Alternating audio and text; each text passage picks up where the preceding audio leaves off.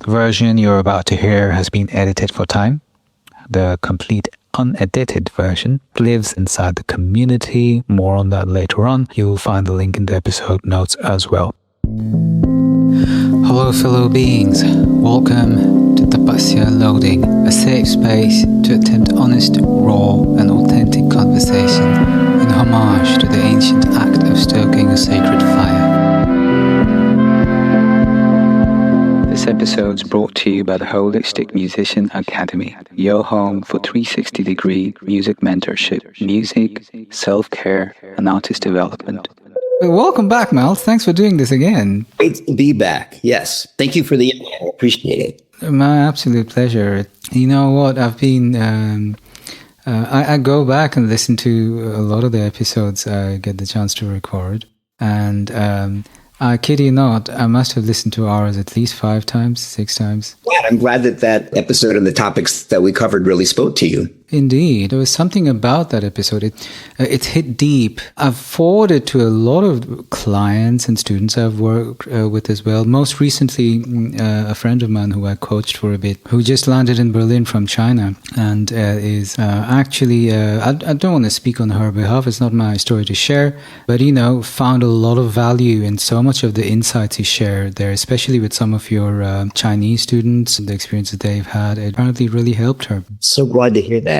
I know, right? I'm so glad too. It's such a great feeling to be able to kind of create that kind of a positive ripple effect where, something you enjoyed engaging in might have actually helped someone. It's like a win-win situation. I'm just stoked that I get away with scamming brilliant people like you into basically giving me a free lesson. And I'm happy to contribute, yes, free of charge. It's a little bit like the philosophical stance that, we all too often focus on resources being a zero-sum game in our society. Mm-hmm. And however you want to term it, whether it's, love or goodwill, is the opposite of a zero-sum game. The more it is distributed, the more it reproduces itself and grows and is passed along and paid forward, This is so interesting. That term, zero, please run it by me again. Zero-sum game, when we argue over scarcity of resources in economics, right? Zero-sum game. You won't believe this, but the first time I heard that term was last night watching a movie. Oh, yeah. And I'll bet when you realized what the definition was, you went, oh, that's been around me the whole time. Behavior. And I didn't know that term, but yes, I recognize that stance. It's an interesting scene from the movie too, wherein a young daughter asks her mother, who's a language expert, hey, Mom, can you help me out with that term? It's that scientific sounding term which refers to this. And she goes, if science is what you want, ask your dad, until she realizes she does know the word, that term she's referring to.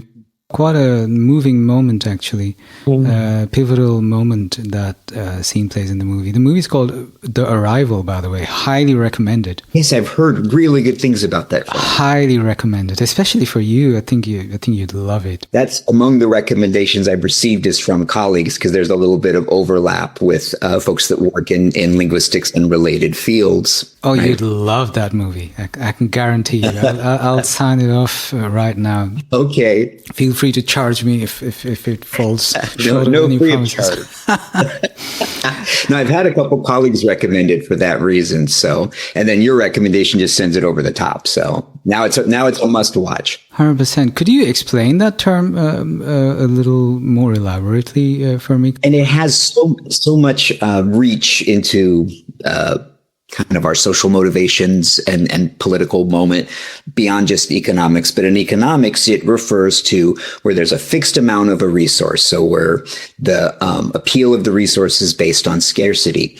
And the zero-sum game means that in order for me or my group to have more of this resource, we have to take it away from someone else. There's not enough to go around. So I have to enrich myself at the cost of another group. There it is. As opposed to unlimited resources or resources that are more sustainable over time. Okay. And that has so many implications if you think about the way that we look at problem solving or identity politics, right? That in order for me to feel pride in my group, it has to be at the expense of another group.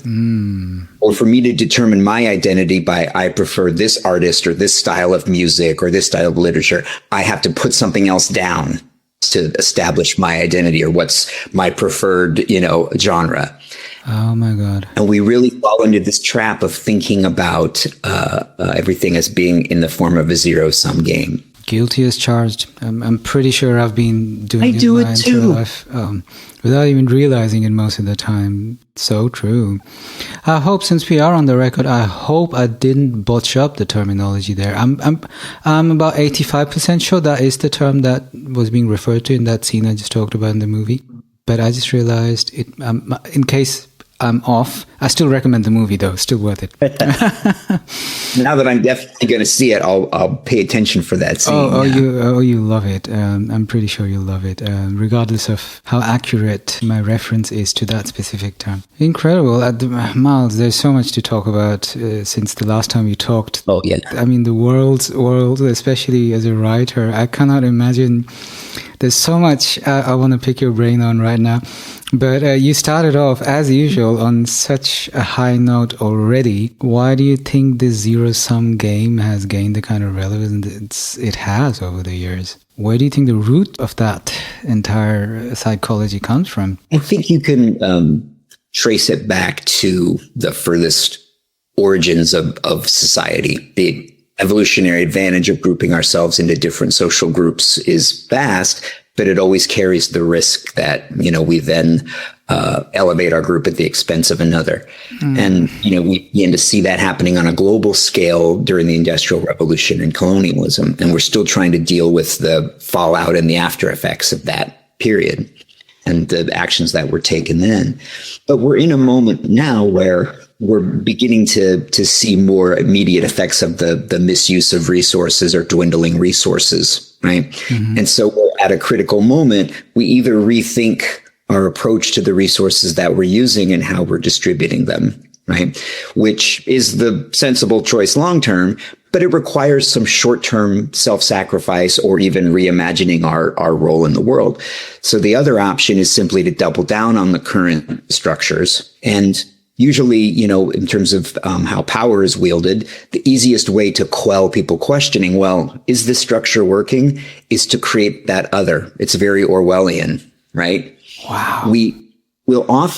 America's in a political moment now where I'm actually not helping the group that voted for me, but here's a group that's different from you. I'm going to make their situation worse and give you the illusion that you're doing better, even though I'm doing nothing for you. Oh, that's such a sad place to be in. The moment we're in, yeah. One hopes that there'll be a moment where there's a realization like, oh, wait, making my neighbor do worse isn't making me do better.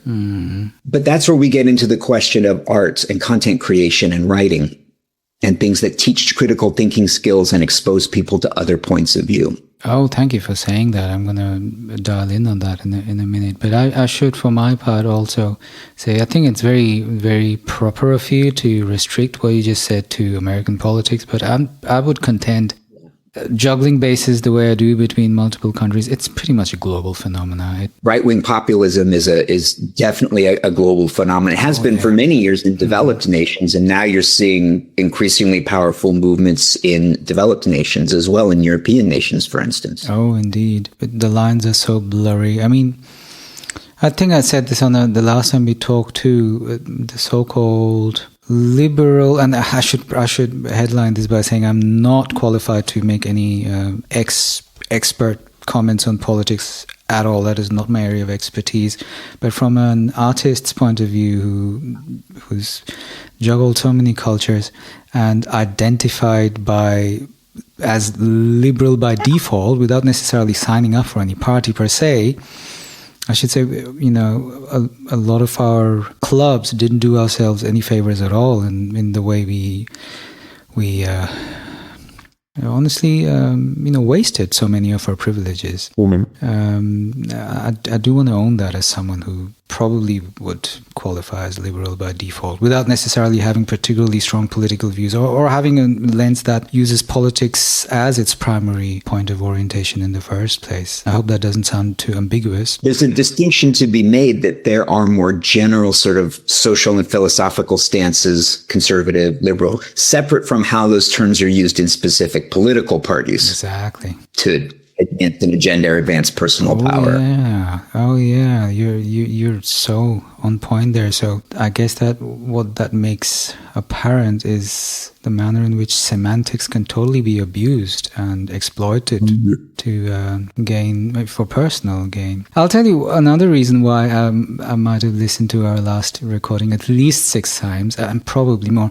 It's because every time I listen to you speak, I'm like, wow, there's like, I thought there were like a couple of gold nuggets, but there's like so much more. Like everything you say, like it's like kind of, I compare it to an album like Kind of Blue, which is honestly one of the best compliments I can. Yeah, I know, right? It's yes, indeed, my namesake. Of course. Where every time you listen to the album, you find something you've never heard before to find more enjoyment in. And with that conversation, every time I listen, and I can assure you already, I'm thinking of the time where I'm going to go back and listen to some of the stuff you've already said, because it's so high level stuff that you approach all these topics from. I never actually thought about the responsibility of content creation and writing. Yeah. You just opened up a whole new world for me. I never actually realized the power of interest. You want to tell us a little more? So when you asked me to discuss, among other topics, our conversations are always far ranging, which is one of the joys of them. Thank you. Likewise. Right? Yeah. Because, all of these things are interconnected, as we always rediscover every time we're Not a lot of people get that, by the way, the interconnections. Yeah, you're right. I think that the pace of our life and how siloized we are, often professionally and academically, people try to pigeonhole us into a category. We focus only on the present moment. And there's something to be said, of course, for mindfulness, but not making those broader connections in educational pedagogy, what they call synthesis. Like, oh, wait, I can apply this moment or this lesson to other aspects of my life. Like zero-sum game isn't just in economy or in the economics. Politicians exploit it too in terms of identity politics. So it's making those, and what we know, we have hard data on this from decades of research. One of the things that trains your neural pathways to make those kind of critical connections is exposure to and enjoyment of and reflection of art and literature. And really, as content creators create, yes. So it's not just abstract woo-woo stuff thrown at the brain at all. So there's a solid scientific growth happening there too. Huh? Yes, absolutely. It's one of the reasons why the research continues and is becoming more and more promising in terms of use of music therapy, for instance, for folks suffering from dementia and Alzheimer's. Yeah. Same idea about how it actually loosens and makes more flexible the neural pathways. I've been delving into alternative artistic hobbies, like color booking is one of them. I have a book here. Just since it is so close by, like I'm doing stuff like this. Oh, fantastic. And it's really, it's like, I can't really explain it, but I've been spending the past at least 3 months doing stuff like this. And I mean, it's just a bunch of color pencils that I'll use to fill up color every day. But the reset I get on my nervous system for 11 minutes actually every day in the morning. I'll journal for 11 minutes and then I'll do this for 11 minutes. The relaxation my brain gets, the whole world should know about it. This should be compulsory at this point, in my humble opinion. Also, being that it is that these compositions, I don't know, they're technically quite generic. I don't know how they put out these designs. It might be an AI for all I know. But they have a sense of symmetry in them, which once you start filling out color, I can literally feel myself getting more intelligent, as horrible as it sounds. I'm a little more intelligent at the end of those 11 minutes than I was when I started, and it's no joke. I can attest to that, but not firsthand, but as a member of this household. So both my wife and my daughter are inveterate colorers and journalers. Really? And really similar purposes. My wife has said that too. Like she'll be in the middle of reading a ton of student papers that we have to respond to as writing teachers. She'll take that brain break for 15 or 20 minutes doing something really similar, journaling, doing the coloring. And she talks about the same kind of mental reset. Okay, so it is a thing. Yeah. I mean, journaling's big. A lot of people talk about it quite a lot in the self-help circles and so on. But I also tend to reach a ceiling of late when it comes to writing. I'm not quite sure what's going on. Excuse me. It feels like sometimes my brain just works too fast to journal, and I know the whole idea is to counter that by slowing your thoughts down. But of late, I've been journaling for about 8 years now, every single day.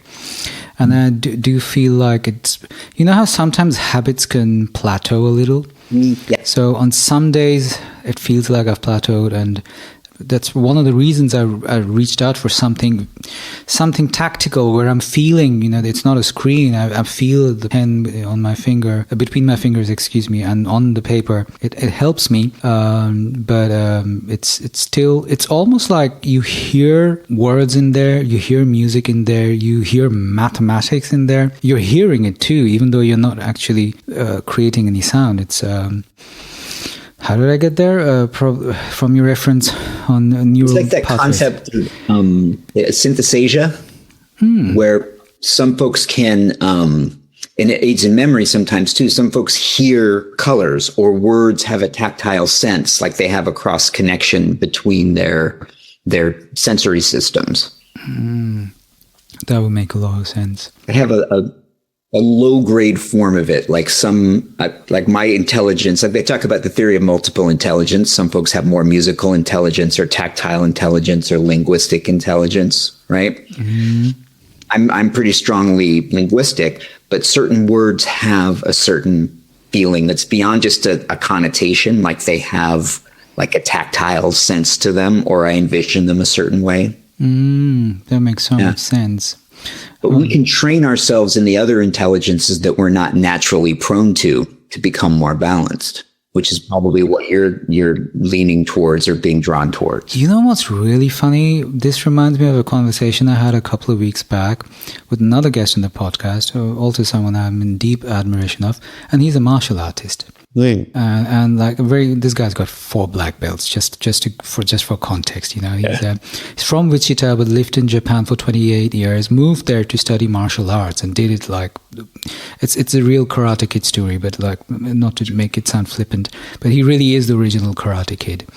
Except he's not a kid. He's also like a serious, like a solid male role model, the kind of male roles we really need in this world today. A family man who recently moved back to the US to show his children a little more of American culture and so on. And it's interesting. He's the founder of this company called GMB Fitness, where they work on health span. So it's not about working out in the traditional sense of building muscle or just cardiovascular health and stuff like that, but how can you increase your health span by working on skill sets like balance. Yeah. Working on skill sets like your motoric senses. And so much of what he just said, he just released his first book. It's called On the Mat Forever, where his concept is everyone's a martial artist. It doesn't really matter if you're in a dojo or not. And so much of what he just said could have been words from his mouth, not to put words in it. So I guess the point I'm trying to get to is all artists do converge to the same point at a certain point of time, don't they? I think so, but I think often as the consumers of that art, it's up to us to make some of those connections, right? And sort of bring in those different strands. Oh, Because a lot of times the art really lives through our experience of it, and we can kind of make those connections. Does that make sense? oh, it makes so much sense. It just worries me a little because I won't lie. I try and be optimistic about the future. I don't want to be that.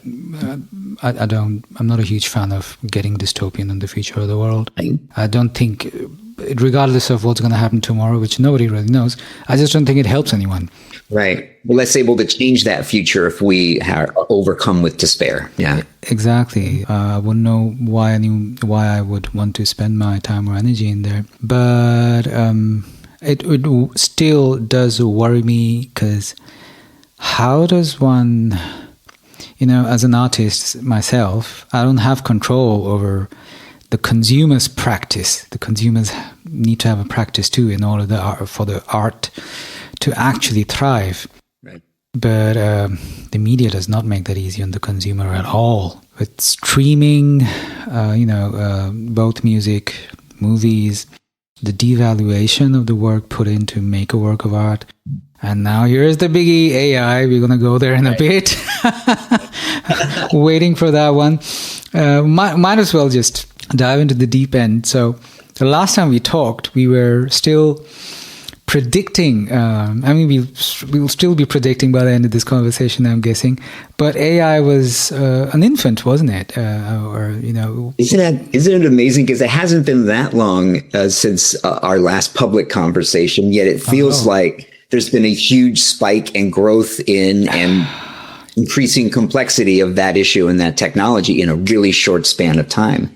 So to summarize, the last time we talked, we were just discussing the advent of AI in the context of writing and freelance writing, creative writing in general. And I told you about how about my side gig as a freelance writer and how things are already changing. And then we talked about the responsibilities we have in utilizing it ethically and how hopefully it'll be something that'll work to our favor down the line in the long haul. Well. And then it just got faster and faster to a point where academia has no choice but to embrace AI. So now it's not about if AI is allowed or not. It's more about how do we make it ethical. I'm not as privy to the details at the moment. I'm hoping you can fill me in. Absolutely. So how's life been for you, Miles, as a full-time writer since AI? It's an interesting landscape because at this point, it's, you caught me at a propitious time for this discussion because back home here in California, I teach at the University of California, Davis. Our quarter just began, our fall quarter, and we had our usual kind of convocation meeting for our program, the university. Right. This sounds interesting. And basically every time that writing instructors meet now in any formal setting, AI is on the table. That's basically the topic of conversation right now. What's the protocol? Like, where does one even start with this? So we were talking a moment ago about this incredibly rapid rate of change for this technology, right? For that reason, and this is true if you look at international and federal and state level regulations about AI, the technology is innovating and changing so rapidly, we're struggling as a society to catch up to it, to kind of integrate it into society. So there's virtually no regulations on AI development or AI use yet. Mm-hmm. And the same thing is true at universities and educational institutions. The rate of change is so rapid, and the average sort of frontline teacher or administrator's understanding of AI is not that great. So there's not a lot of hard and fast rules about it yet. There's some broad guidelines, but there's really not a lot in place institutionally yet in terms of how to deal with it. The initial push was to try to deal with it the way that universities have long dealt with plagiarism. I was going to go there. Right? Is there like an AI detector the same way that there's a plagiarism detector? There are a couple. There are. But they're not terribly effective. No, they aren't, are they? The problem with that detection is, if it's a model that I've taken word for word that's published widely enough for me, the student, to have found it and plagiarized it, Turnitin is the name of the most widely used, at least in the States, app for plagiarism detection. That will catch it with a really 80+% accuracy. But the way that the generative AI writing programs work, they're based on something I think you'll really find interesting because of our previous discussions about language, but they're built using something called natural language processing. So it's a type of machine learning where they take what's called a corpus, a body of texts, thousands upon thousands of texts that are fed into the algorithm, and they structure, and they can then predict what the next, word in this sentence would be. That's how they train generative AI to write. So it's based on how the majority of people write. You can't really trace that. That's basically like saying, well, this sounds like someone living in this time and place wrote it. So does that mean a person wrote it, or does that mean AI wrote it? The AI is trained based on how people write. Okay. So it's virtually impossible to look for linguistic patterns that can establish that it's written by AI. I have found myself asking, I'm going to ask some very honest questions here. I have found myself asking if these AI tools existed the last time I wrote a postgraduate thesis. How difficult would my professor have detected me using it to write it? And well, to full disclosure, to start off with, in case anyone's asking themselves, I do use AI, but not to write, but to help me with my writing. I use it as an assistant. Yes.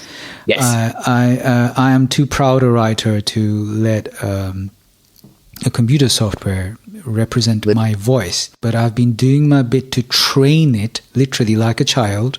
Like, okay, this is me. Sometimes I'm a little too rude to it for that analogy to stand its ground, but to a point where it definitely has accelerated the process. And I stress on the term accelerate. It speeds up my writing, helps me cope with my content schedule. I'll totally own that. But I'll also say sometimes it backfires. Like, there have been a couple of instances where I thought I might have just written, I would have been finished by now if I'd just written the entire thing on my own without any assistance whatsoever. But I will say, at the moment, I haven't done any academic work using AI. All of it is independent. So I know I have full ownership of what I'm doing at my own responsibility. But I am hazy on the ethics of it. Yeah. And we're not helped by the fact that, once again, there's very little guidance in place. What I've noticed in terms of academic work, where you've got one set of issues if it's for a classroom setting, because the concern there is if we over-rely on it, then we're not learning the writing practices ourselves. And there's something very interesting about that. So I'll throw this out there, again, not to be dystopian, but just to look at what the issues are that we need to address. I always think of it in terms of problem solving.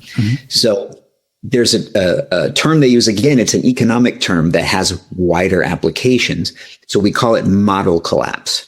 Here's what model collapse means in terms of AI. One of the things, and I'm sure that you because you're using it appropriately, which is as part of the early stages of the writing process, the same way that we use brainstorming or free writing or free association or web, right? Exactly. The pre-writing or invention phase, right? Especially in terms of efficiency, right? If you're generating a lot of written content, that's one of the sort of recommended uses of it, an appropriate application. Okay. Because you dealt with that, but you also understand the difference in mastering your own voice or furthering your own voice.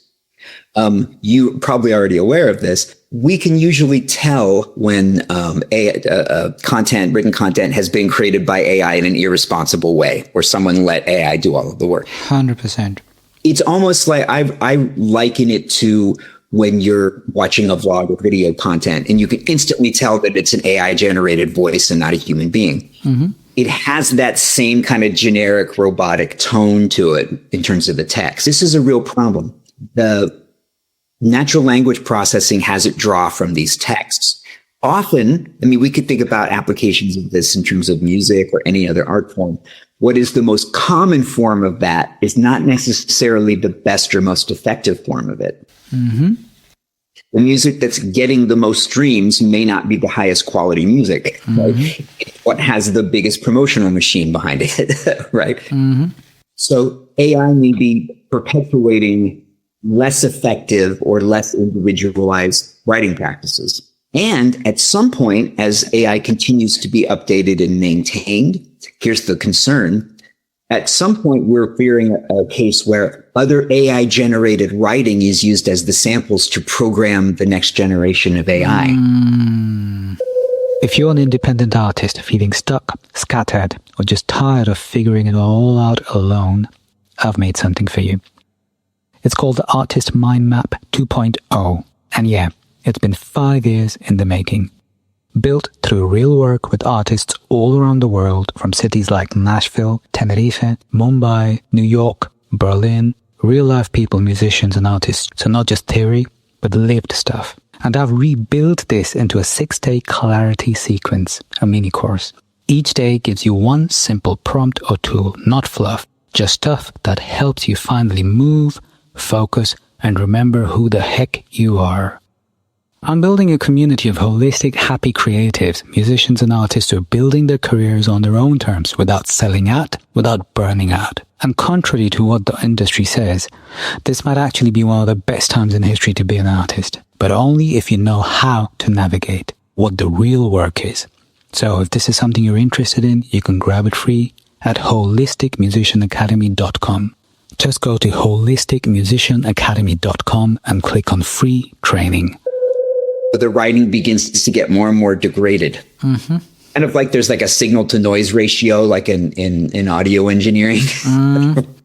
So we begin to lose those writing practices and skills across the board, which means we're losing our critical thinking skills. Mm-hmm. That's what we're trying to avoid.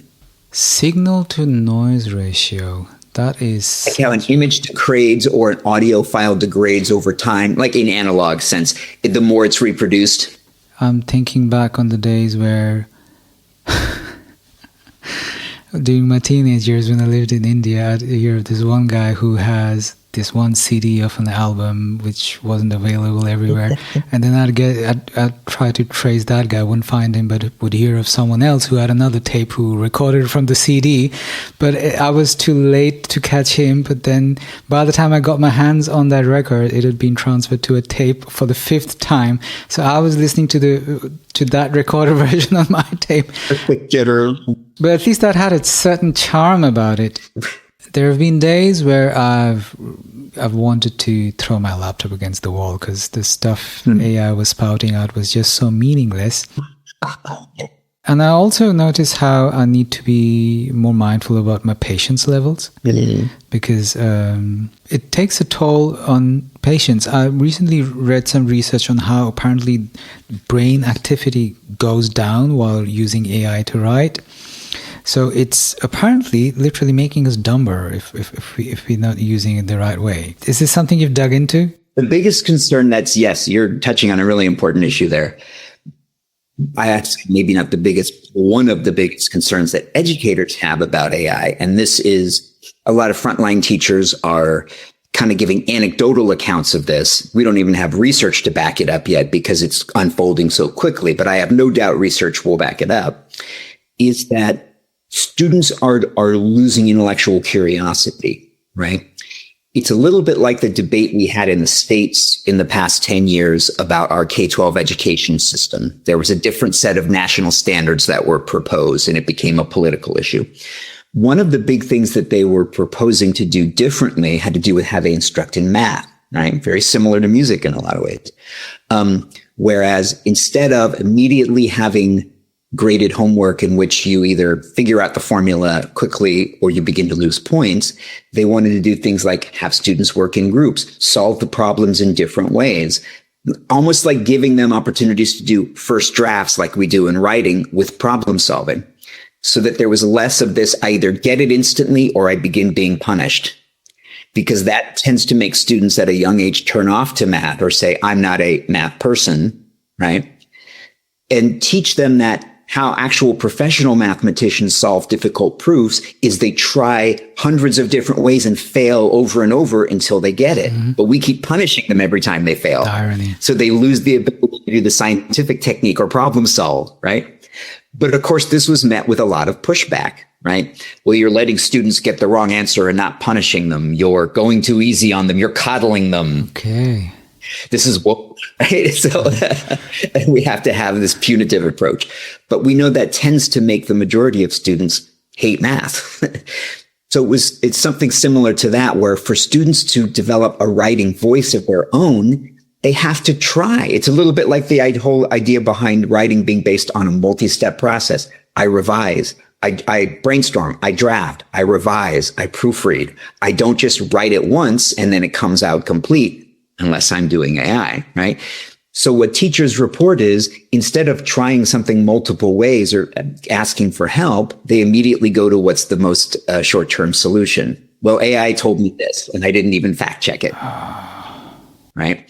So that's what we fear, is the loss of that ability to problem solve and try divergent thinking and approaching a problem from several ways until you solve it, rather than, well, the technology said to just do this, and not have the critical skills to go, that sounds wrong.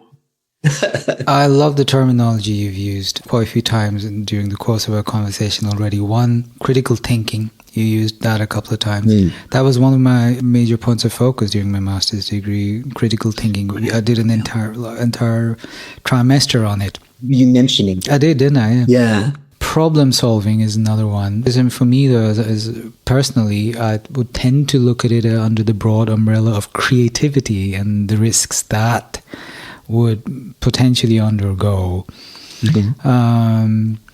So, if, with your permission, if you could tackle the first one, problem solving versus creativity. Where are the links? Where's the versus? Is there a versus? Because I personally tend to be slightly skeptic of a somewhat obsessive approach to looking at problem solving as being the ultimate problem solver. And just to be clear, I'm not in no way insinuating you might be doing that in any way. Needless to say, there are a lot of problems out there which need solving, and of course, but it's become a thing which, as is often the case with approaches that are popular, eventually tend to stray from what the original concept was. How is that going? How do you notice the effectiveness of this amongst your students? You're so right to bring that up. Yeah? Yes, absolutely. Because I think that there's a tremendous amount of overlap between critical thinking and creativity and problem solving, but it's not a one-to-one analogy. And problem solving only takes us so far. True creativity goes further than that. Think about all the great creative works, whether it's like a piece of music that uses dynamics, like the chord pattern doesn't resolve the way we're expecting, or we're left hanging, or it's an unexpected thing. And not everything has to be solved or resolved for it to be beautiful. Or a novel or film that makes us think about, these broader issues, but it doesn't neatly resolve the characters' conflicts at the end of the third act. Exactly. And sometimes it does that too neatly. It feels sort of middlebrow or overly sentimental and loses power. So loses power, very well said. Right, yeah, because it diminishes the issue by making it seem too easy. In some issues and some aspects of life, or the experience of being alive and having consciousness, aren't easily solved. Watered down, maybe? Yeah, by being too, kind of like the idea of like the sitcom where the situation is neatly resolved in 23 minutes and everybody laughs, right? Very good analogy again. Right? The sitcom version of education, Rob. Sitcom reality, right? Yeah. But I think problem solving is a good step to creativity, because it trains our mind to approach a problem from multiple different angles. Well, I could tell a story the way that other famous, or whether they're high quality or not, successful authors do, or I could keep tackling it and revising it till I develop my own voice. That's the problem solving aspect. But sometimes we feel like, well, that now the song has to resolve. It has to have a key change for the last chorus, and it has to go from this chord to this chord, because that's how all the hit makers do it, right? Then we have to go past problem solving and into just being true to, I guess, following the muse, right? But it's a good step to developing your own voice. Because problem solving, approaching something from multiple angles. 100%. I think what I have my issues with, and I use that language very intentionally is the word problem in an approach. Because that just shifts the focus onto something which we don't want in the first place. So, I'm not a huge proponent of popular self-help cultures like law of attraction per se, but I've been recently delving into some literature on neuroscience about how the nervous system perceives its surroundings and how the things it focuses on is what the brain will tend to build its entire narrative around.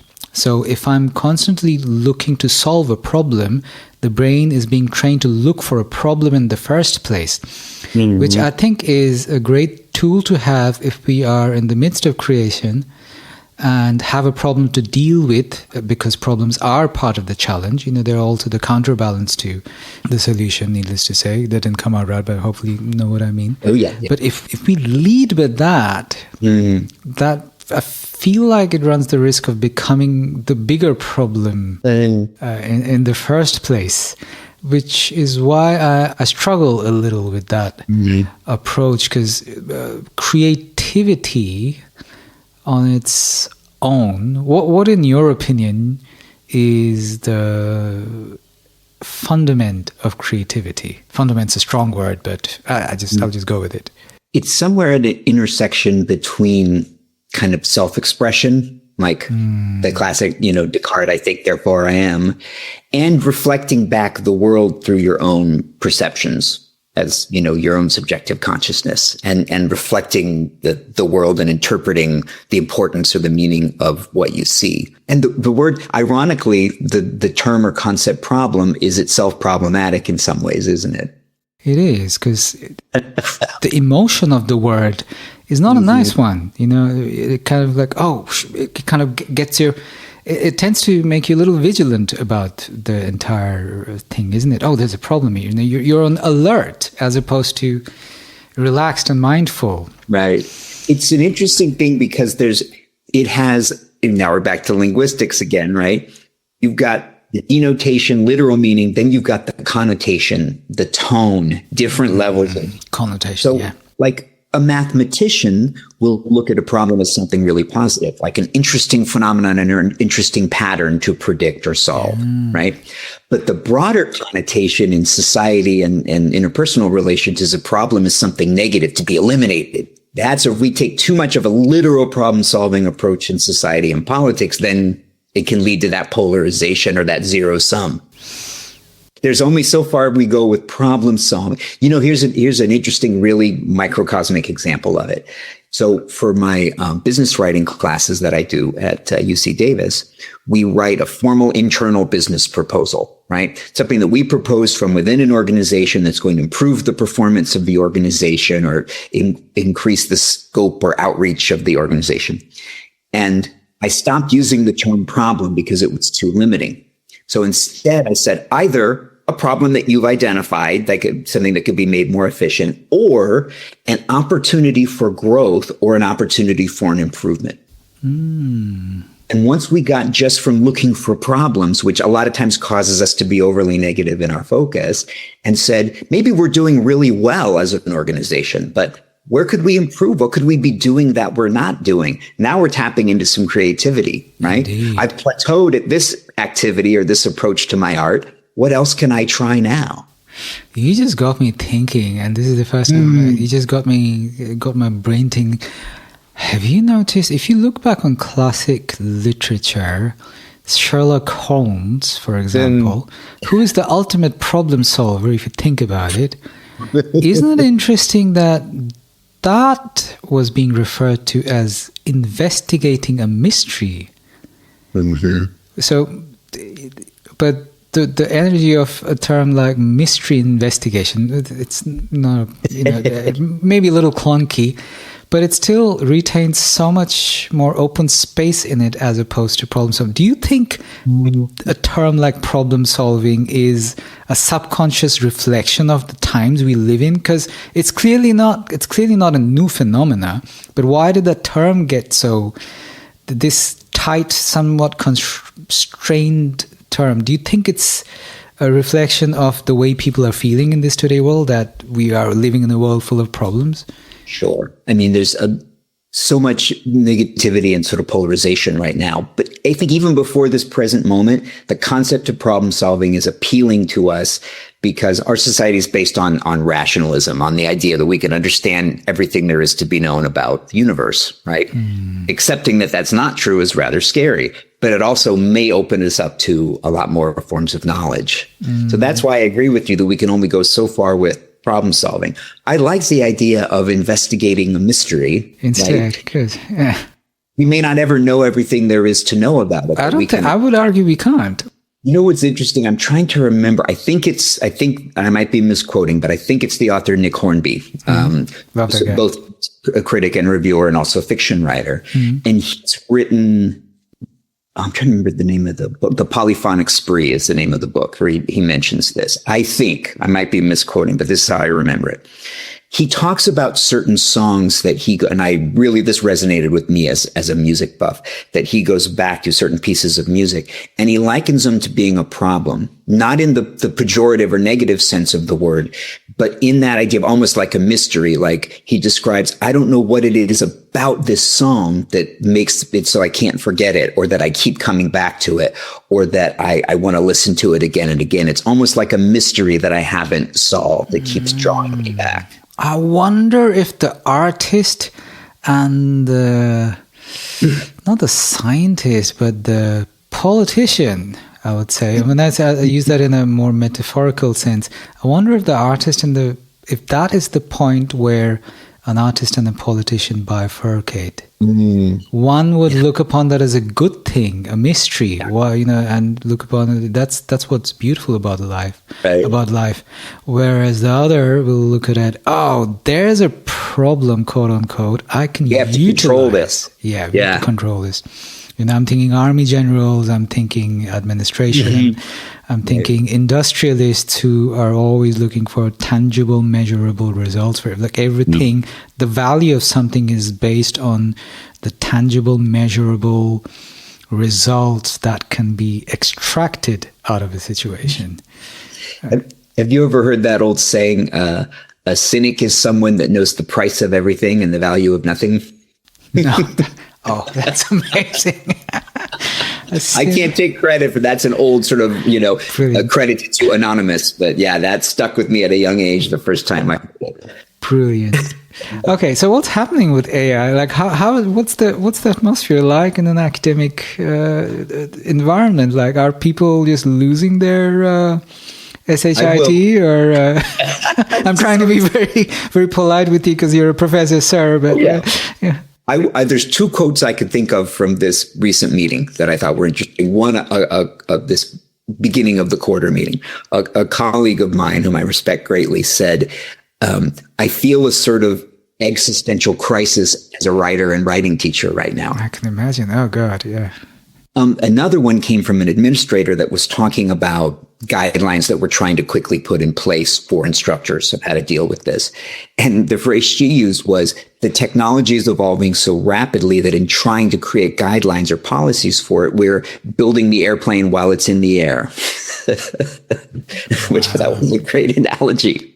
It is. For those of you who like to sit with things a little longer, the second half of this conversation lives inside the community, free to access, but behind one small act of intention. Sign up. You'll find the link in the episode notes. It opens not just this full, unedited exchange, but also the growing archive of raw, unfiltered dialogues from past sessions. See you on the other side. Just another voice that is